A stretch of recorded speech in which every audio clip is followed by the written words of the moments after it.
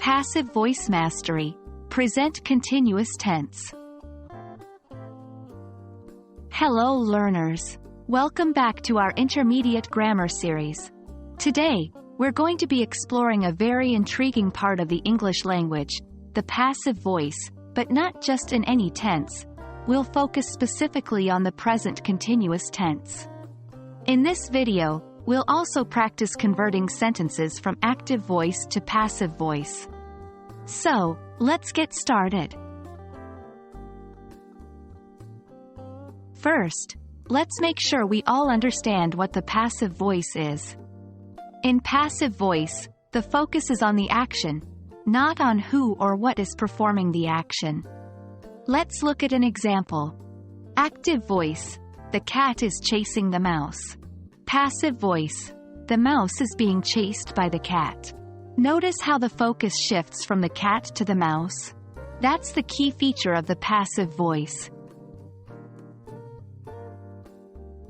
Now, let's dive deeper into our main topic. The present continuous passive is used to indicate an ongoing action that is happening now or at this moment.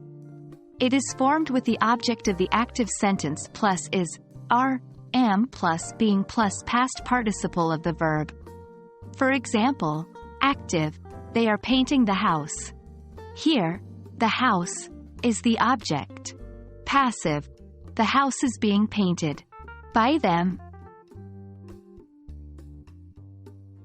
Converting from active to passive voice might seem complex, but it's easier if you follow these steps. 1. Identify the object, subject, and verb in the active sentence. 2. The object of the active sentence becomes the subject of the passive sentence. 3.